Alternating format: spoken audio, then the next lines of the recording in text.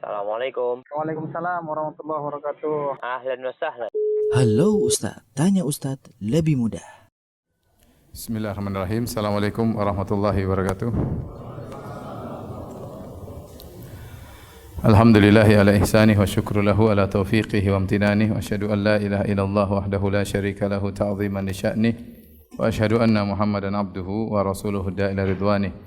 Allahumma salli alaihi wa ala alihi wa ashabihi wa ikhwanih. Hadirin dan hadirat yang dirahmati oleh Allah Subhanahu wa taala. Pada kesempatan kali ini insyaallah kita akan membahas suatu hadis yang diriwayatkan oleh Imam Al-Bukhari dalam sahihnya dalam bab husnil muasyarah ma'al ahl. Bab tentang bagaimana mempergauli istri dengan baik ya. Ini bab yang penting dalam kehidupan kita sehari-hari karena kita yang sudah menikah kita sadar bahwasanya banyak waktu kita ya kalau boleh dikatakan mayoritas waktu kita habis adalah untuk interaksi dengan keluarga ya. Maka kita harus benar-benar bisa memanfaatkan waktu tersebut. Kalau kita bisa manage dengan baik, maka seluruh waktu yang kita habiskan bersama istri kita, anak-anak kita maka bernilai pahala di sisi Allah Subhanahu wa taala. Tapi jika kita tidak memanage, maka hanya terbuang sia-sia. Bahkan tatkala kita tidak bisa mengisi sesuai dengan sunnah Nabi SAW, terkadang hanya menimbulkan pertikaian, perselisihan di antara kita dengan keluarga kita. Maka seorang berusaha untuk bisa mempergauli istrinya dengan baik, menjadikan sikap mempergauli istri dengan baik merupakan salah satu pintu menuju surga. Karena Nabi SAW bersabda, khairukum khairukum li ahlihi wa ana khairukum li ahli. Sebaik-baik kalian adalah yang terbaik bagi istrinya dan aku adalah suami yang terbaik. Bahkan Nabi mengkaitkan ya keterbaikan terhadap istri dengan kesempurnaan iman. Kata Nabi SAW, akmalul mu'minina imanan ahsanuhum khuluqa wa khiyaruhum ya, linisaihim. Perhatikan kata Nabi SAW. Ya, kata Nabi SAW, kaum mukminin yang paling sempurna imannya adalah yang paling terbaik akhlaknya dan yang terbaik di antara mereka adalah yang paling terbaik bagi istrinya. Ini sangat jelas keterkaitan antara sikap baik terhadap istri dengan tingkatan keimanan. Maka seseorang jangan meremehkan masalah ini. Jika dia bisa berakhlak mulia terhadap istrinya dan keluarganya, maka itu salah satu pintu mudah bagi dia untuk masuk ke dalam surga ya. Hendaknya diperhatikan oleh para bapak-bapak dan juga para jomblo ya yang insyaallah akan menikah di kemudian hari. Jangan pernah sepelekan masalah ini ya.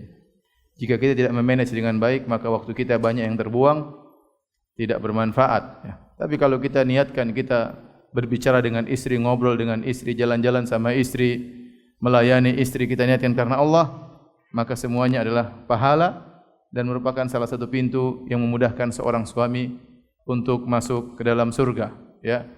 Bagaimana tidak, tadi saya sudah sebutkan Nabi mengkaitkan antara kesempurnaan iman dengan yang terbaik bagi istri. Maka ini benar-benar hendaknya dicamkan oleh para ikhwan sekalian ya dengan baik. Baik, hadis yang akan kita bahas ini adalah hadis yang cukup panjang ya. Yang menyebutkan tentang tipe-tipe para suami. Ada 11 tipe ya. Mudah-mudahan antum bukan tipe ke-7. Itu saja pesan saya ya. Mudah-mudahan antum bukan tipe ke-7 ya. Nanti yang terbaik adalah tipe yang nomor 11, tipe yang terakhir. Hadis ini dikenal dengan hadis Abi Zara atau hadis Ummi Zara. Ya, karena hadis ini adalah bagaimana Ummu Zara bercerita tentang suaminya yang dia bangga-banggakan yaitu Abu Zara.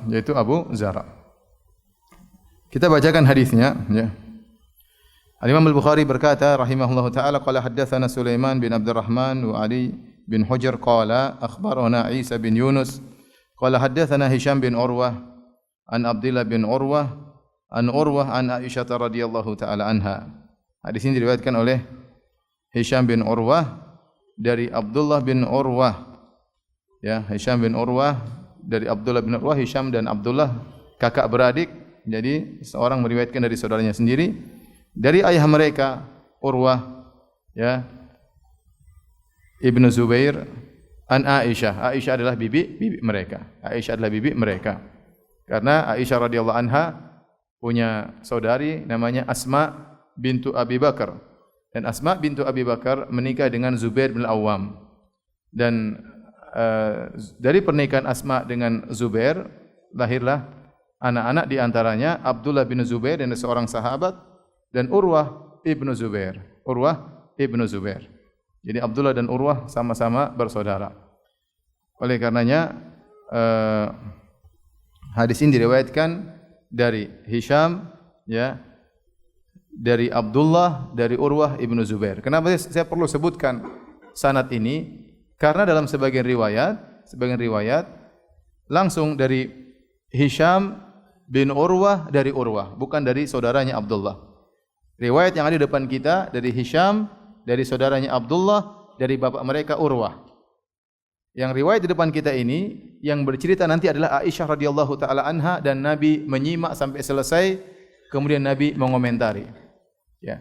Adapun dari riwayat yang lain dari Hisham, dari Urwah, maka yang bercerita Nabi sallallahu alaihi wasallam. Namun yang lebih sahih adalah riwayat yang di depan kita yang diriwayatkan Imam Al-Bukhari, bahwasanya yang menyampaikan cerita adalah Aisyah radhiyallahu taala anha, ummul mukminin, Ummu Abdillah Aisyah radhiyallahu taala anha, dan Nabi sallallahu alaihi wasallam kemudian menyimak dan mengomentari. Jadi ada dua riwayat yang menyampaikan adalah Nabi dan riwayat yang menyampaikan adalah Aisyah. Namun apa yang menyampaikan adalah Nabi atau Aisyah didengar oleh Nabi dan dikomentari oleh Nabi sallallahu alaihi wasallam. Taib, kita dengarkan cerita Aisyah radhiyallahu taala anha yang menceritakan tentang 11 wanita yang mereka berkumpul, kemudian mereka bersepakat untuk membongkar habis rahasia suami-suami mereka. Apa kata Aisyah radhiyallahu taala anha? Jalasa 11 imra'atan fata'ahadna wa ta'aqadna alla yaktumna min akhbari azwajihinna syai'a.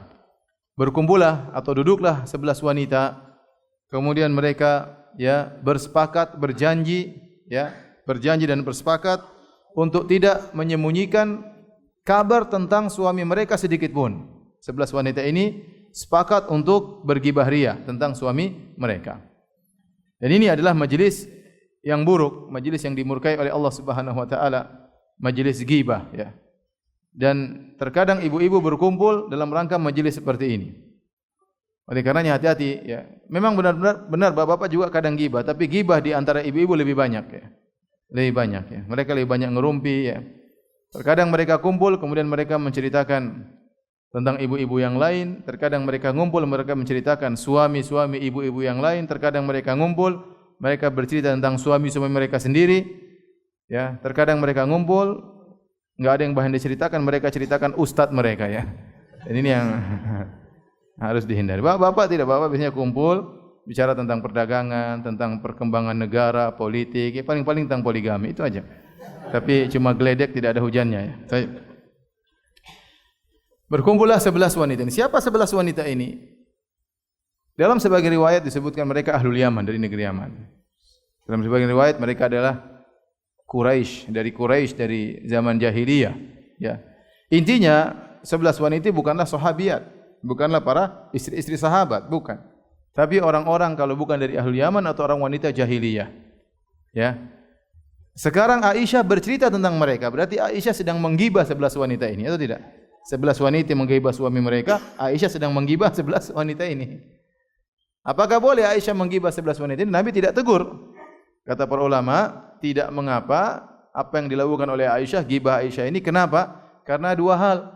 Yang pertama, mereka ini adalah wanita-wanita musyrikah atau wanita jahiliyah.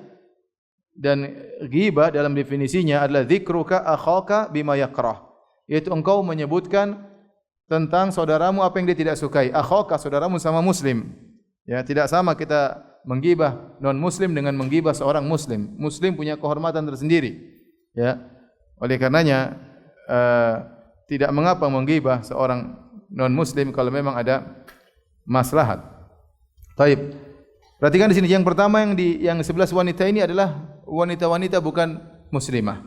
Yang kedua, tidak disebutkan identitas dari 11 wanita ini. Jadi kalau gibah tanpa menyebutkan identitas tidak jadi menyebutkan. Toh saya bilang, saya tadi makan restoran, aduh restorannya enggak enak banget, jorok enggak enak. Restoran di mana? Ah, adalah pokoknya. Tapi kalau saya bilang restoran ini berarti saya menggibah pemiliknya, pemilik restoran tersebut.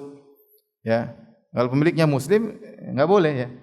Misalnya saya berjalan kemudian saya mengatakan tadi di jalan ada orang gemblung, sudah pesek, hitam, jelek lagi terus sombong. Nah, itu kan gibah total itu. Gibah pendek, jelek, pesek, hitam semuanya lengkap. Tapi tidak ada yang tahu siapa dia, maka ini tidak mengapa. Karena tidak diketahui identitas orang yang sedang kita sebutkan keburukannya. Paham ya? Nah, ini Aisyah menyebut tentang 11 wanita yang mereka berkumpul sedang menggibah suami-suami mereka. Aisyah menggibah mereka 11 wanita tapi tidak diketahui identitas mereka siapa. Oleh karenanya tidak mengapa dan Nabi membiarkan Aisyah bercerita sampai selesai, bahkan Nabi kemudian mengomentari. Adapun kalau ghibah diketahui siapa yang sedang kita bicarakan baik secara langsung maupun dalam grup, maka tidak diperbolehkan. Taib, adapun kita menggibah baik di majelis atau di Facebook atau misalnya di WhatsApp dan kita tahu siapa yang sedang kita bicarakan, maka itu hukumnya adalah ghibah. Maka seorang hati-hati dalam berbicara, dalam menulis ya. Jangan sembarang asal nulis, jangan semua yang ada di otaknya harus dia torehkan dalam tulisan atau status. Terkadang dia terjerumus dalam maksiat-maksiat yang tidak dia sadari. Taib, kita dengarkanlah ghibah para ibu-ibu tersebut ya. Kita mulai daripada istri yang pertama, wanita yang pertama. Kata Aisyah radhiyallahu taala anha ya. Qalatil ula, berkata wanita yang pertama. Zauji lahmu jamalin ghathin ala ra'si jabalin wa'rin. Dalam riwayat wa'rin la sahlin fayurtaqa wala saminin fayuntaqal. Wanita pertama berkata, suamiku adalah daging onta yang kurus ya. Daging unta yang kurus yang terletak di atas puncak gunung yang sulit didaki, yang licin, yang terjal, sulit didaki. La sahlin fayurtaqa, yang gunung tersebut tidak gampang untuk didaki, wala saminin fayuntaqal. Kalau sudah sampai di atas untuk membawa pulang dagingnya juga malas ya. Jadi wanita ini menggambarkan tentang suaminya seperti daging onta yang kurus yang terletak di mana? Di puncak gunung yang terjal.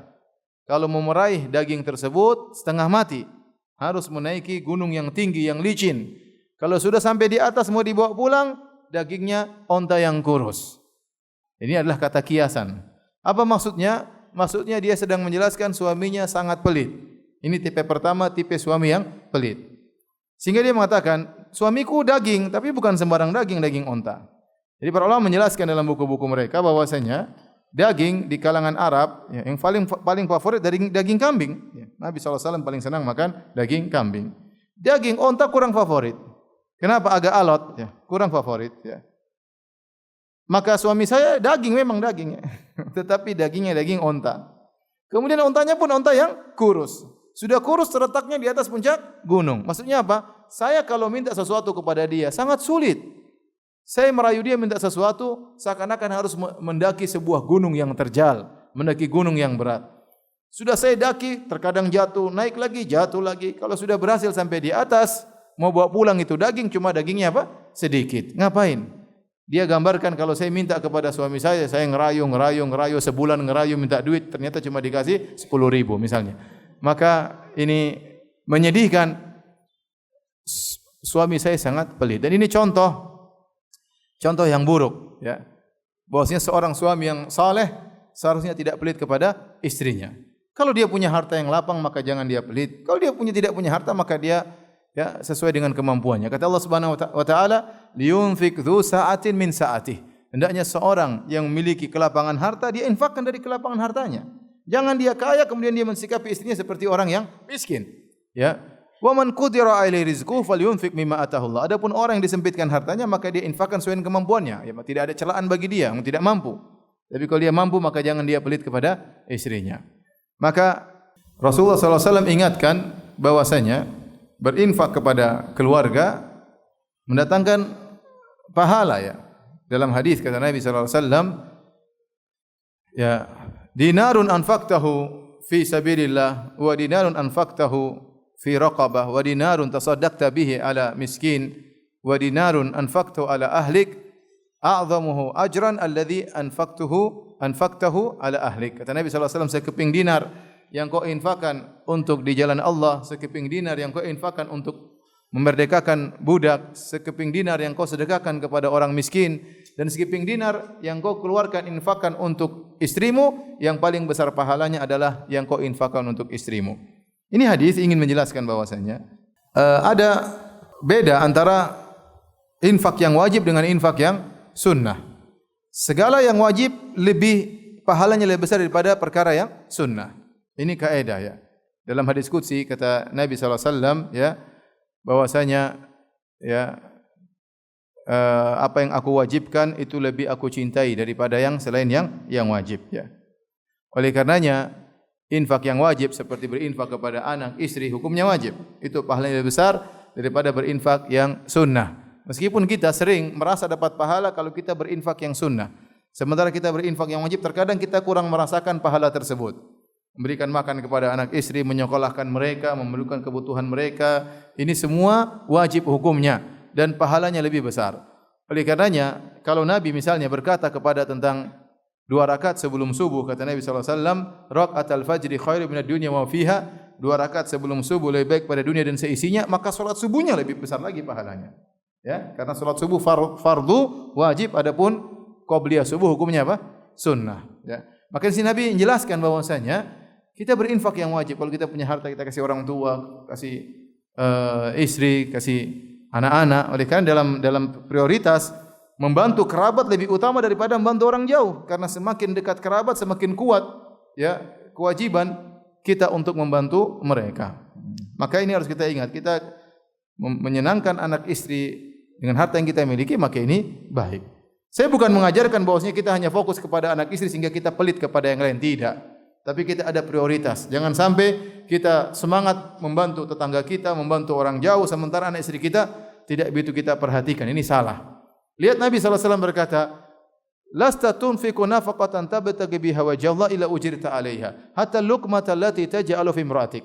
Tidaklah engkau menginfakkan apapun dengan berharap wajah Allah kecuali kau dapat pahala. Sampai suapan yang kau suapkan ke mulut istrimu, kau juga dapat pahala. Bayangkan seorang menyuapkan makanan ke mulut istrinya, maka dia dapat pahala ya. Dia dapat pahala dengan syarat dia berniat karena Allah Subhanahu wa taala. Dan sampai Ibnu Hajar dan Nawawi menyebutkan bahwasanya rahimahumullah, bahwasanya kondisi seorang tatkala menyuap istrinya itu dalam kondisi mesra, jauh dari mengingat akhirat. Karena tidaklah seorang suami sedang menyuap istrinya kecuali lagi cinta-cintanya ya. Lagi enggak bahas poligami kalau begitu. Lagi cinta-cintanya, lagi mesra-mesranya, kemudian dia suapin istrinya, luar biasa. Itu pun kalau niatkan karena Allah dapat apa? Dapat pahala. Antum kapan terakhir suap istri coba? Cuma malam pertama ya akhi. Jadi maksud saya yang mesra seperti itu saja, kalau diniatkan karena Allah dapat pahala. Suap nafsi, apalagi kita kasih makan istri, kita penuhi kebutuhannya ya. Oleh karenanya seorang jangan pelit sama istri. Seorang wanita kalau suaminya pelit dia menderita ya. Antum laki-laki jangan pelit sama istri. Antum berinfak menyenangkan hati istri karena Allah Subhanahu wa taala, karena sifat pelit adalah sifat yang buruk, apalagi pelit terhadap orang terdekat.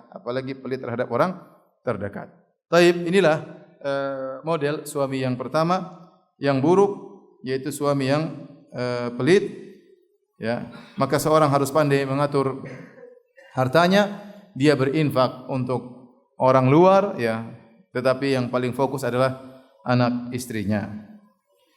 Taib, yang kedua, qalati tsaniyah, berkata wanita yang kedua, zauji la abuthu khabara inni akhafu alla adhara in adhkurhu adhkur ujara wa bujara. Kata dia yang kedua, suamiku, aku tidak akan menceritakan tentang kabarnya. Jadi wanita yang kedua ini menyelisih janji. Padahal 11 wanita disepakati untuk bongkar-bongkaran ya. Rupanya wanita yang kedua ini dia tidak mau cerita. Dia berkata, "Inilah abuthu khabara." Suamiku aku tidak akan cerita tentang dia. Aku tidak akan. Inni akhafu alla adhar. Aku khawatir tidak bisa meninggalkannya. In adzkurhu, kalau saya mau cerita, adzkur ujara wa bujara. Saya akan ceritakan ujar dan bujarnya. Ujar itu apa? Ujar itu adalah urat-urat yang nampak di luar, semacam varises atau yang lainnya. Bujar adalah urat-urat yang misalnya yang tumbuh di badan di bagian dalam, itu merusak pemandangan, ya kurang bagus ya. Jadi seakan-akan dia berkata, suamiku punya aib-aib di luar tubuhnya yang semua orang lihat, dan suamiku punya aib-aib yang ada dalam tubuhnya yang saya tahu. Kalau saya mau cerita tentang suami saya akan ceritakan semua aib-aibnya. Tapi apa? Ini akhafu alla adharah. Aku khawatir tidak bisa meninggalkannya. Para ulama dua pendapat tentang perkataan wanita ini akhafu alla adharah. Aku tidak mampu untuk meninggalkan. Apa maksudnya? Ada yang pertama, maksud pertama, aku tidak mampu meninggalkan suamiku kalau aku dicerai. Aku khawatir kalau aku cerita seperti ini kemudian sampai kepada telinga suamiku, maka aku akan dicerai dan aku tidak mampu dicerai oleh suamiku. Tidak bisa saya hidup tanpa suamiku. Meskipun suamiku aibnya banyak, lebih baik saya bersuami daripada tidak bersuami. Ini wanita yang menimbang maslahat dan mudarat. Dan benar ada sebagian wanita yang memang dia hidupnya menderita. Suaminya penuh dengan akhlak yang buruk, penuh dengan keburukan, penuh dengan yang tidak dia sukai. Tetapi kalau dia seandainya dicerai, kondisinya lebih parah. Maka dia menimbang antara bertahan dengan wanita seperti ini, dengan suami seperti ini, atau dia pisah meninggalkan suami seperti ini, maka dia lebih memilih untuk bertahan. Ya. Karena tidak semua kita hidup di atas muka bumi sesuai dengan yang kita inginkan, sesuai dengan kita impikan. Ya. Terkadang kita tidak bisa meraih kebahagiaan 100%, kita mungkin meraih cuma 70%, terkadang hanya mungkin meraih 30%. Tapi seandainya dia tinggalkan 30% ini, dia tidak mendapatkan apa-apa. Ini wanita, dia berpikir. Ya, berpikir. Makanya sebagian wanita, ya hendaknya dia jangan ikut emosi dalam menghadapi permasalahan rumah tangga. Ya. Kalau memang ternyata dia mendapati suami yang seperti itu, dia timbang, kalau saya pisah bagaimana, kalau saya melanjutkan bagaimana. Jika dia menimbang pisah lebih dapat kemaslahatan, maka pisah, enggak ada masalah.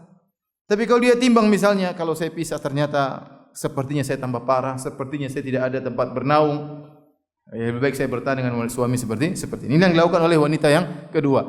Tafsiran pertama demikian, ini akhafu alla adharah. Aku khawatir tidak bisa meninggalkan suamiku. Pendapat yang kedua, ini akhafu alla adhara. Aku khawatir tidak bisa meninggalkan kabarnya, yaitu aku khawatir kalau aku sudah mulai cerita, aku enggak bakalan stop. Kenapa? Aibnya terlalu banyak. Kalau saya mau cerita, waduh, mulai dari mana ya? Dari ujung kaki sampai ujung rambut semuanya aib. Jadi mending saya tidak usah cerita. Akhirnya dia tidak mau cerita. Intinya wanita kedua suaminya aibnya banyak. Taib yang ketiga,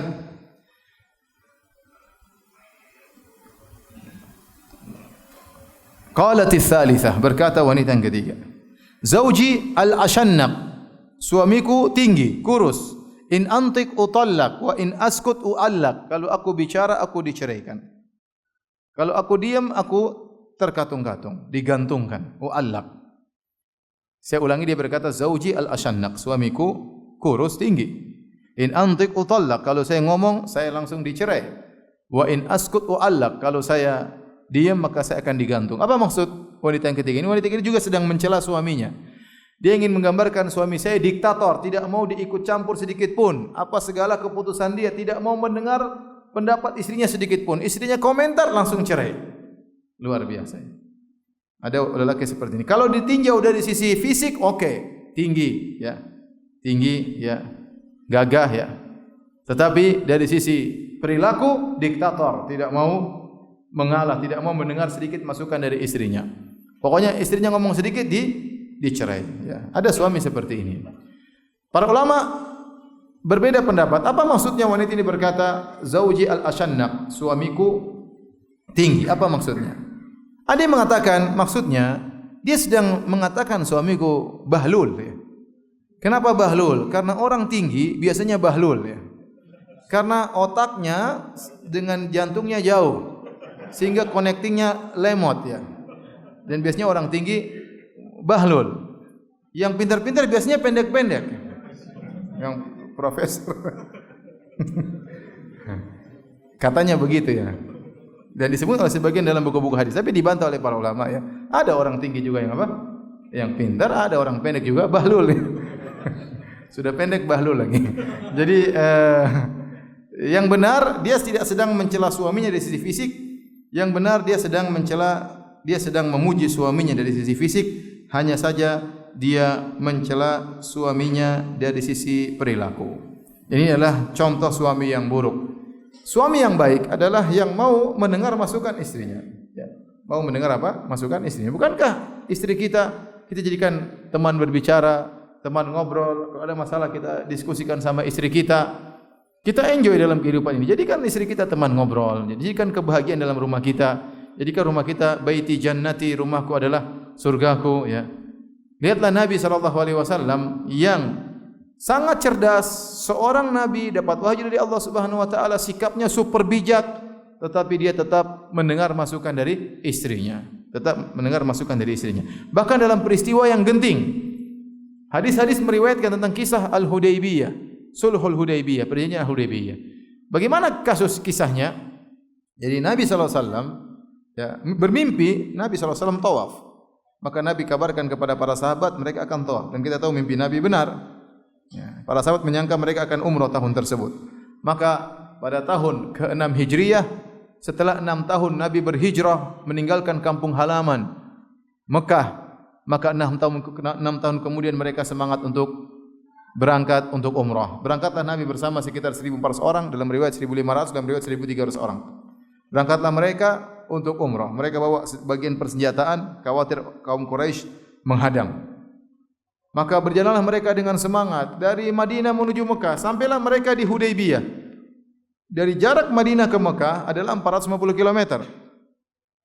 Dan Hudaybiyah adalah tanah halal yang terjauh. Ya, jaraknya sekitar 20 km lebih.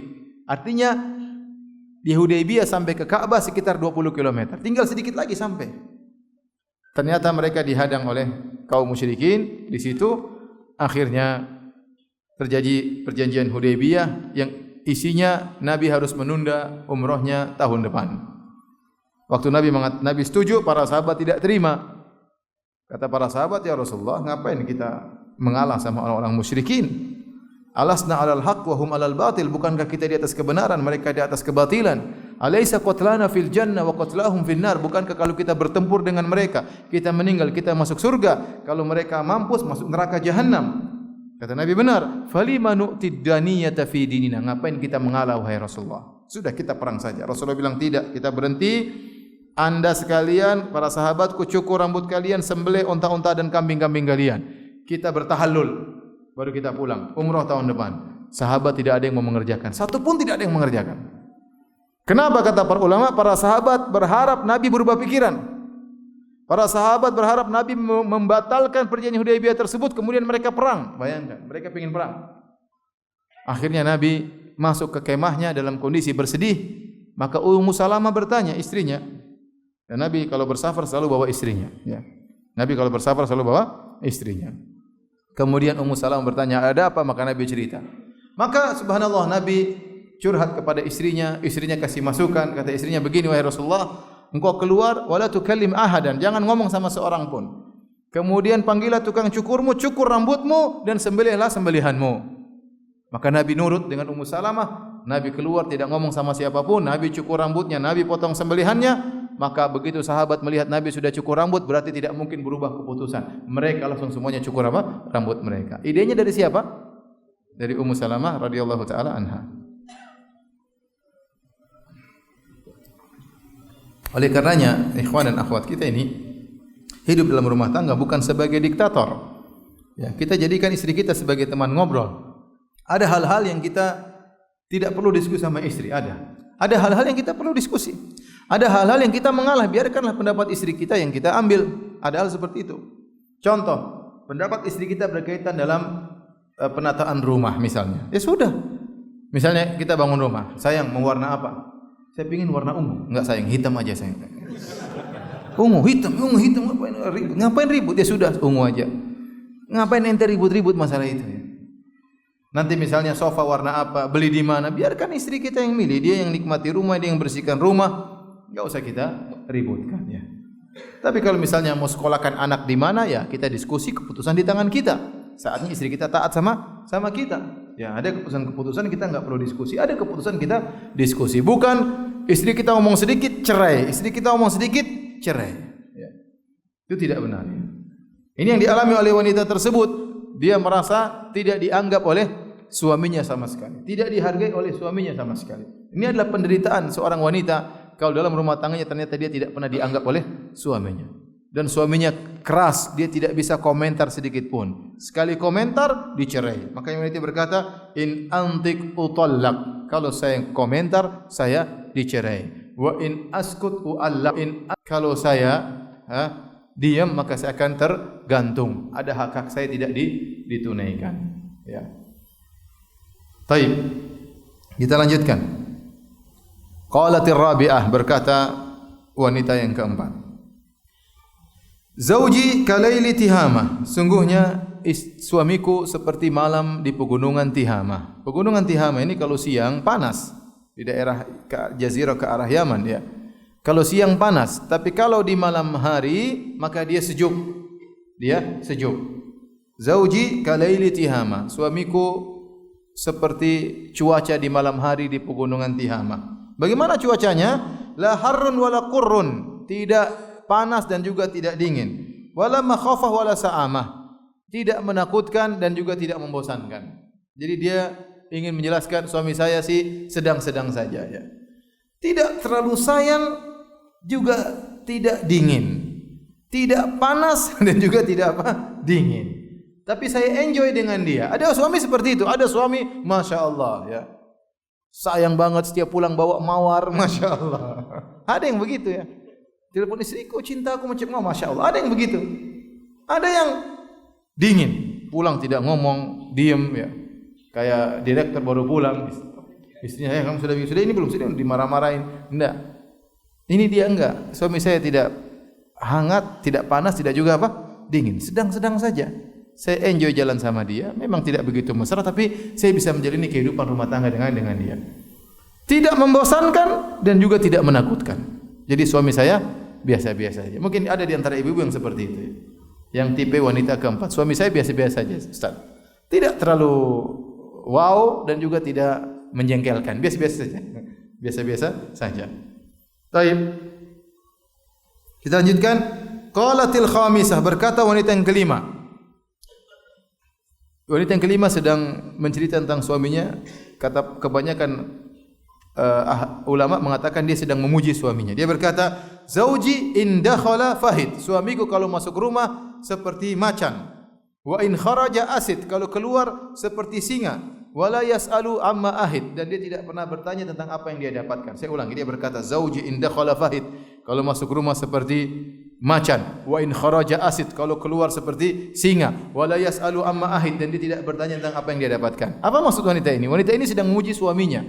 Macan kata para ulama adalah hewan yang suka tidur. Macan adalah hewan yang suka tidur. Oleh karena antum lihat, Anda pernah cari di Google, dia tidur mungkin belasan jam ya per hari. Ya, dia suka tidur. Maksudnya apa dia suka tidur? Dia tidak terlalu banyak ngurusin apa yang di depan dia. Tapi bukan berarti dia tidak tahu. Ya. Suamiku sifatnya seperti itu. Kalau dia masuk ke rumah, terkadang ada kesalahan-kesalahan dalam rumah tangga, dia tidak terlalu ngurusin. Tidak semua ditanya. Ini kenapa? Kenapa? Ini kenapa piring pecah? Kenapa ini kotor? Ini kenapa di sana? Mana anakmu? Kenapa ini? Kenapa? Oh, tanya semuanya. Kayak diinterogasi istrinya. Ya, tidak. Dia lihat sebagian kesalahan dia cuekin. Kalau kesalahan serius baru dia seriusin. Maka kita sebagai suami jadilah seperti macan, suka tidur. Bukan suka tidur, taghaful, yaitu tahu tapi pura-pura tidak tahu. Tidak semua perkara kita urusin. Kalau semua perkara kita urusin bisa jadi ribut. Ya. Oleh karena ada hal-hal yang kita, udahlah itu wanita tidak ada yang sempurna. Tidak ada yang sempurna. Dia bersih-bersih mungkin tidak bersih betul ya. Kemudian dia ya banyak kekurangan, tidak ada yang sempurna. Kalau kesalahan kecil jangan terlalu diurusin. Jangan terlalu diurusin ya. Dan itu juga penting kata para ulama dalam segala. Kita ingin perfect tapi tidak harus demikian. Dalam membimbing perusahaan, maunya anak buah kita harus perfect, tidak bisa. Ya. Kita punya anak buah, pingin semuanya perfect, ya janganlah, sudahlah. Kita menuntut sesuatu yang di luar kemampuan mereka. Ya selama masih jalan, masih oke, 80% enggak ada masalah. 20% kita maafkan. Mau semua perkara 100%, tidak ada yang kita dapatkan. Sempurnaan cuma di surga. Ya, oleh karenanya dia memuji suaminya dari sini. Zauji, ya, wala yas'alu amma ahid, dia tidak selalu bertanya tentang apa yang dia dapatkan. Kemudian dia memuji istrinya dia memuji suaminya dari sisi yang lain. Zauji in dakhala fahid, kalau dia masuk macan, dia itu gagah perkasa. Maksudnya apa? Suamiku sering menggauliku, ya, sebagaimana macan suka menerkam, ya. Ya, jadi di antara bukti seorang suami cinta kepada istrinya, dia sering mendatangi istrinya. Ya, kenapa? Macan suka menerkam. Tetapi kalau suaminya sudah jarang datangi istrinya, ya, hanya sebulan sekali, ya ini tanda tanya ini. Ya, berarti bukan macan lagi, kucing suami saya. 2 bulan sekali, jangan-jangan ya ada istri simpanan. Jangan-jangan. Ya, buktinya 2 bulan enggak datangi saya. Maka ini timbul pertanyaan, yang salah suaminya apa istrinya? Maka ini isyarat kepada seorang istri untuk memperhatikan penampilan apa? Dirinya, agar suaminya jadi macan. Tapi kalau dia tidak penampilan istrinya, badan tidak diperhatikan, bau enggak karuan, suaminya masuk langsung jadi kucing, ya. Tapi kalau dia Masya Allah, perhatian tubuhnya wangi, harum, sambut suaminya setiap pulang ke rumah jadi apa? Jadi macan.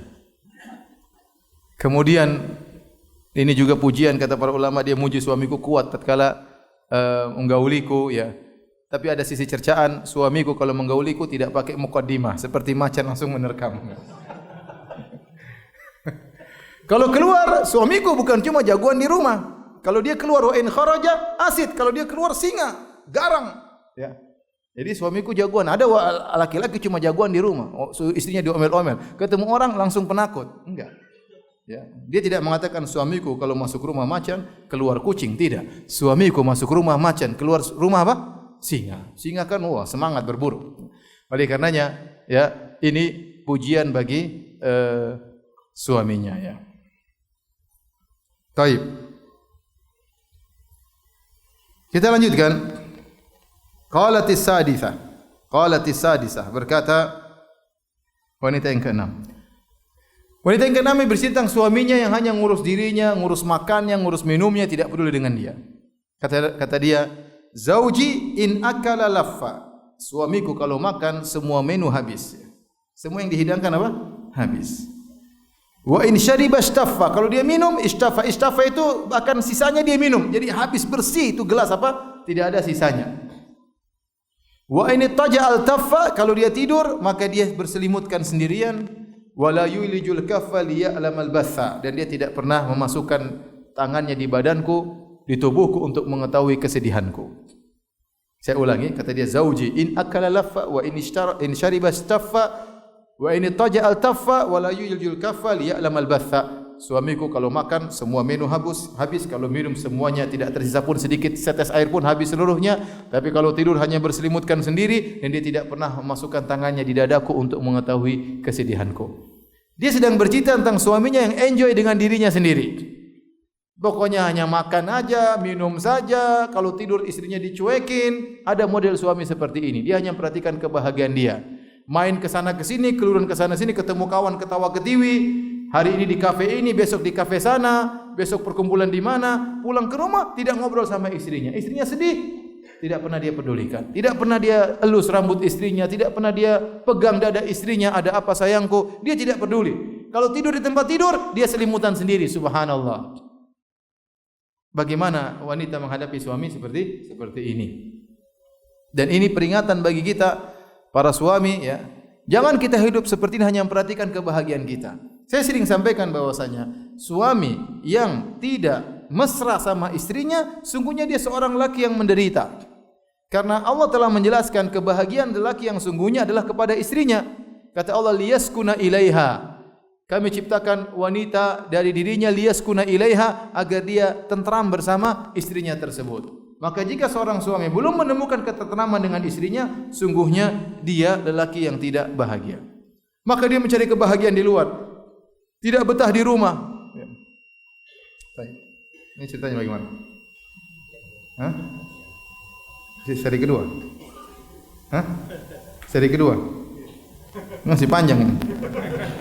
Antum tipe ketujuh. Taib. Ini salat langsung. Ya udah, kita salat isya dulu. Nanti kita lanjutkan yang ke-6. Mudah-mudahan kita lanjutkan pada sesi berikutnya insyaallah taala ya.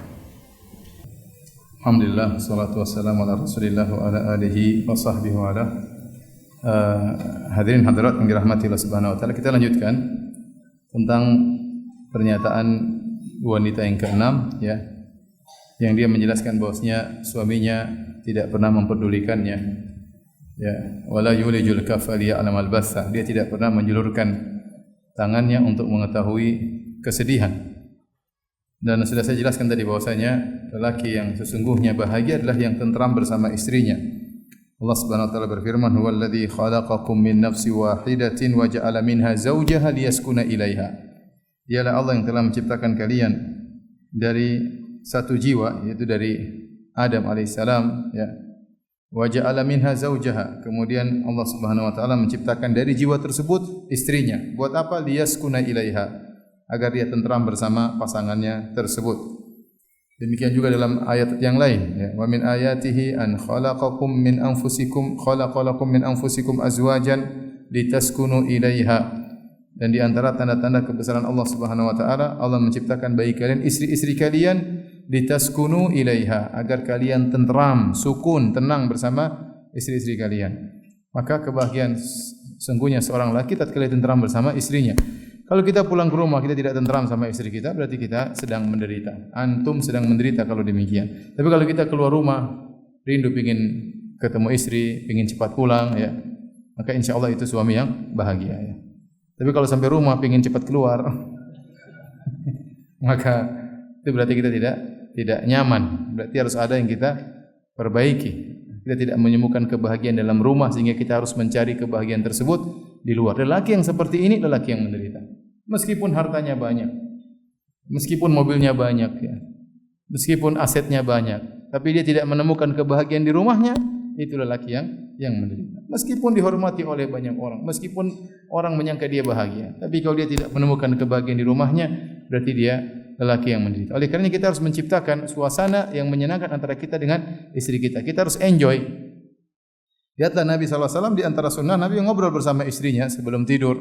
Sebagaimana kata Ibnu Abbas radhiyallahu anhuma, "Bitu inda khalati Maimunata, fatahaddatsa Nabi SAW ma ahli raqad sa'atan thumma raqada." Aku tidur di rumah bibiku Maimunah, aku mendengar Nabi ngobrol bersama istrinya beberapa saat, kemudian Nabi tidur ya. Nabi SAW bukan orang yang tidak sibuk, super sibuk ya.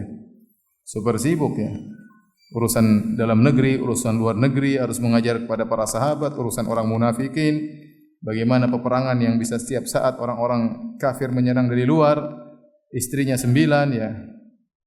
Tidak ada yang aku lebih sibuk daripada Nabi sallallahu alaihi wasallam. Istri cuma satu sok sibuk ya.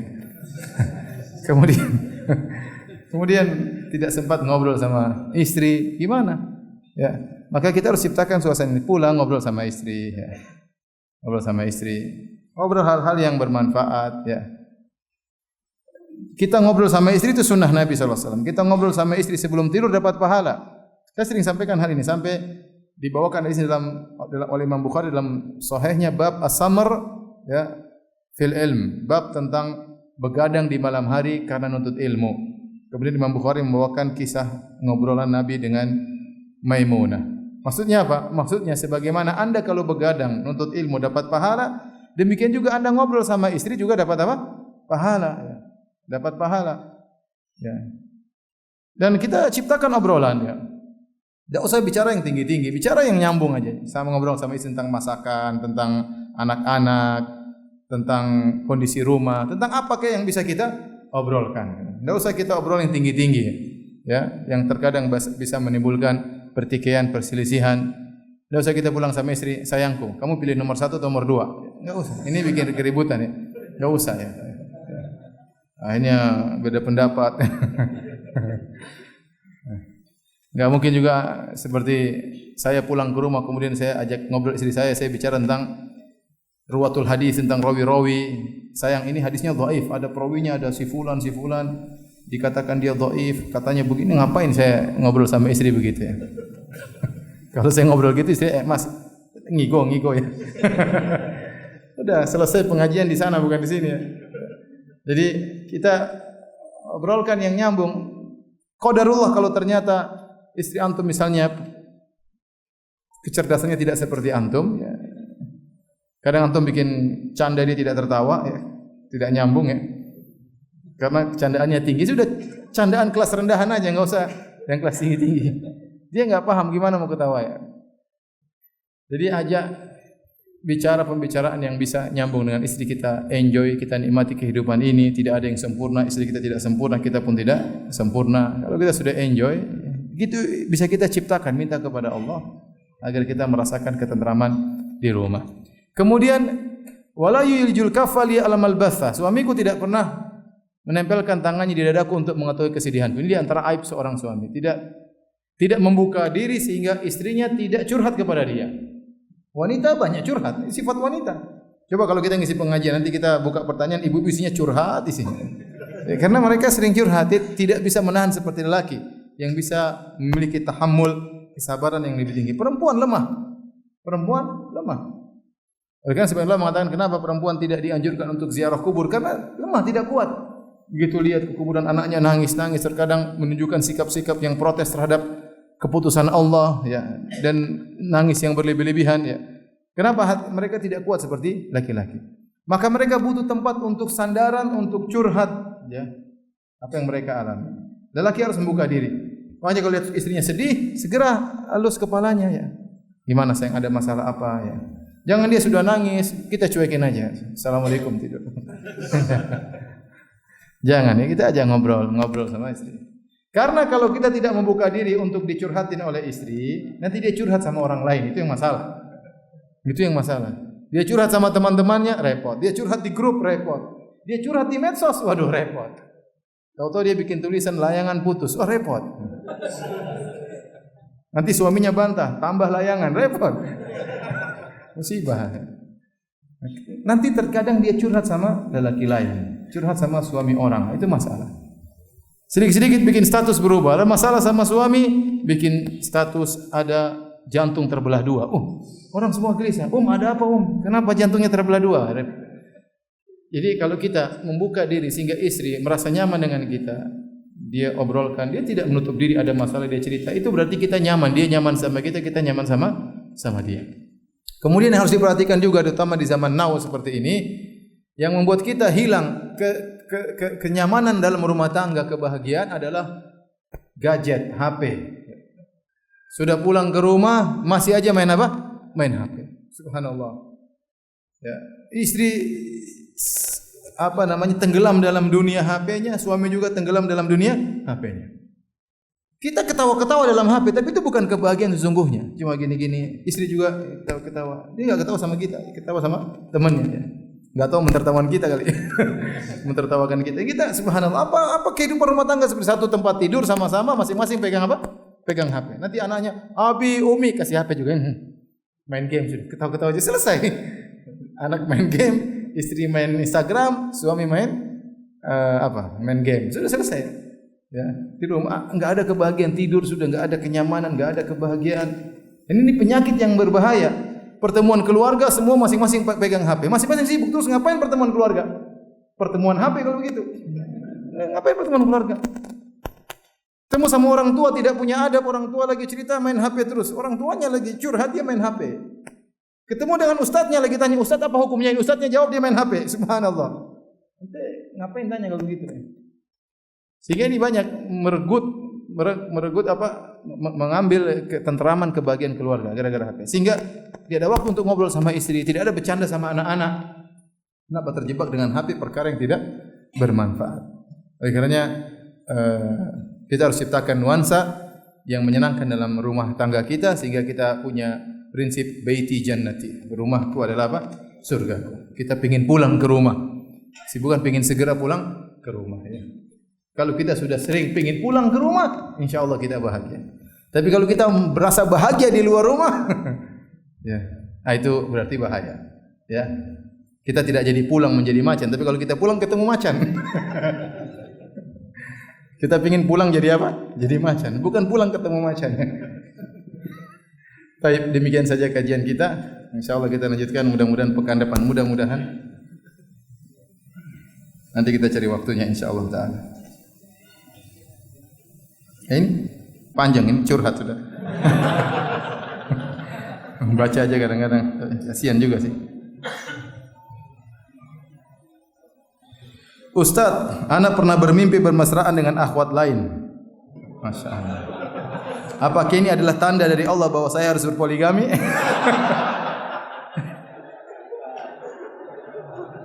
Ini bertanda ente suka menghayal. Ya, enggak ada tafsiran seperti itu. Saya cerita suatu kejadian ya. Ini nyata. Suatu hari saya sama kawan saya, udah lama kawan saya. Dan kita intinya kita tidur bareng ya. Kita lagi berangkat rame-rame ya sama kawan-kawan. Di antara sekian rame-rame tersebut ada seorang janda. Ada seorang janda. Tiba-tiba di siang hari kawan saya bermimpi dia terbangun. Dia bilang, "Firanda, saya mimpi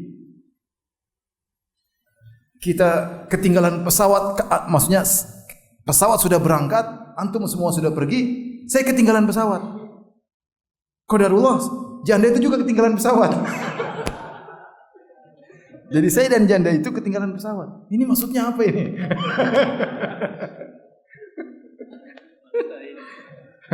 Mau pergi ke ahli tafsir, tafsir mimpi. Ya kadang-kadang setan, ya, itu maksudnya berarti kaum begitu. Enggak jadi, enggak ada poligami, enggak ada apa-apa. Enggak ada. Janda kawin sama laki-laki lain, dia tetap setia sama istrinya. Enggak ada. Terkadang demikian ya. Terkadang mungkin setan buat Anda bermimpi bersama seorang akhwat. Jangan-jangan dia akan jadi istri saya yang kedua. Enggak ada urusan kalian.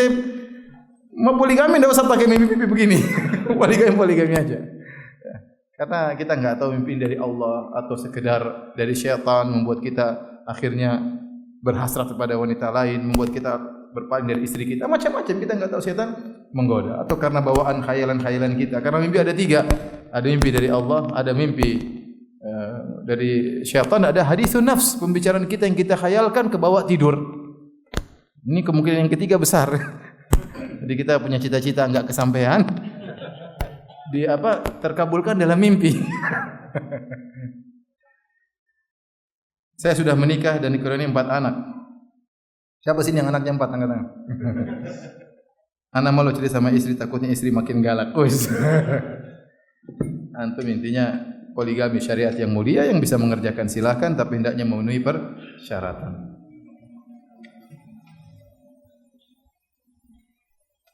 Ustaz, bagaimana menasihati anak kecanduan gadget? Kalau antum sayang sama anak, jangan diberikan gadget terus, dikurangi. Kita tidak bisa melarang total, kondisi sudah lain, dikurangi. Bilang misalnya dia main gadget cuma hari Sabtu misalnya, sehari, itu pun dari jam sekian, jam sekian. Jangan tiap hari dikasih. Dia tahu ada jam mainnya, dia ada waktu berhentinya. Karena kalau semakin dikasih, dia semakin tidak beradab sama orang tuanya, semakin galak sama orang tuanya. Kecanduan gadget parah kalau orang sudah kecanduan apa? Gadget. Maka kita harus tegas. Ya kamu main, tapi nanti ada waktunya. Main silakan jam sekian sampai jam sekian ya. Lihat apa yang mereka nonton, hati-hati kalau mereka nonton hal yang haram. Ya porno-porno misalnya, hati-hati ya. Jangan sampai kita malah menjadikan anak kita rusak. Oleh karenanya untuk menghilangkan, memang zaman sekarang susah, kalau kita larang kemudian dia ngamuk, kemudian dia pergi ke tempat lain lebih parah lagi, maka kita meminimalkan kemudaratan. Kasih gadget tapi ada waktunya. Ada waktunya, tidak boleh lebih daripada itu.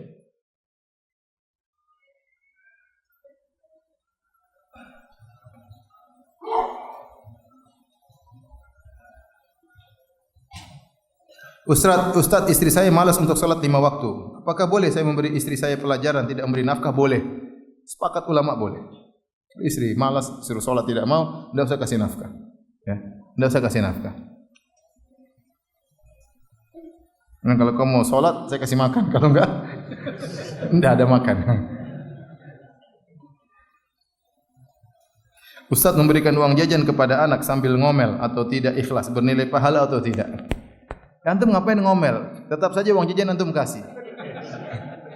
Antum nasihati aja kalau memang ibu cuma punya sekian, kamu jangan boros-boros. Inilah ibu kasih. Enggak usah ngomel-ngomel. Toh ngomel enggak ngomel uang tetap lepas ya. Daripada ente enggak dapat pahala mending ente ikhlaskan. Yang penting nasihat.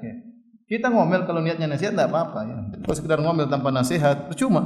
Anak enggak dapat pelajaran dan tidak ada manfaat yang kita berikan.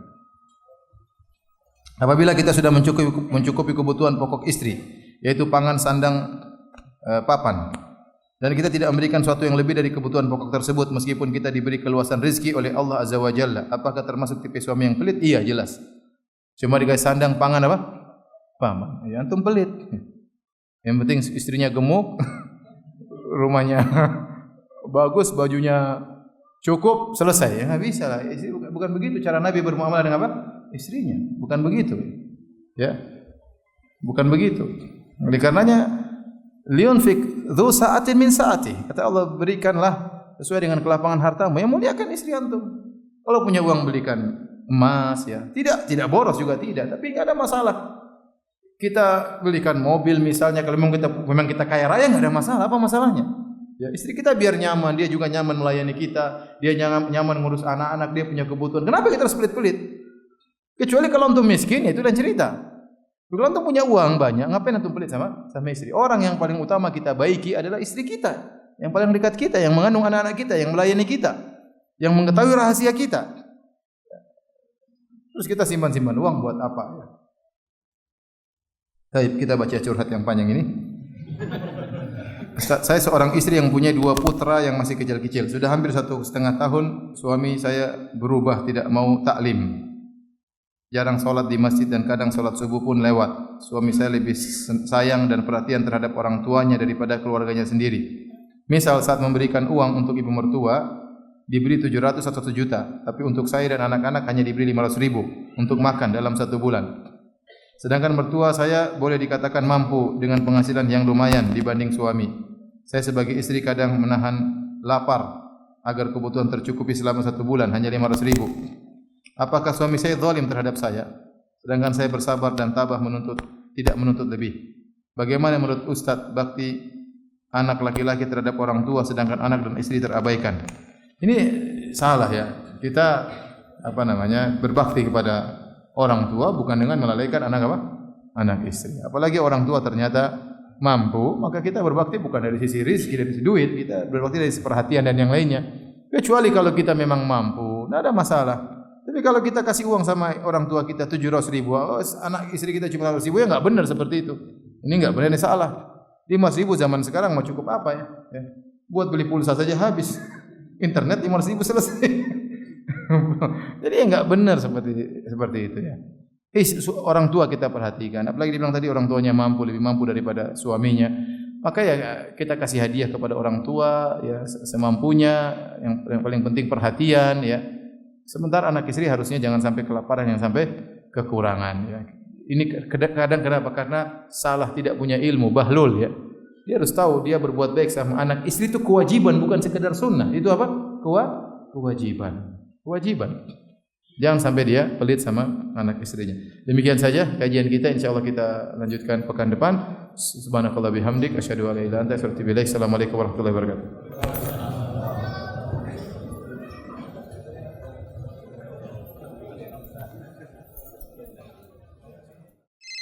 Assalamualaikum. Waalaikumsalam warahmatullahi wabarakatuh. Ahlan wa sahlan. Halo Ustadz, tanya Ustadz lebih mudah.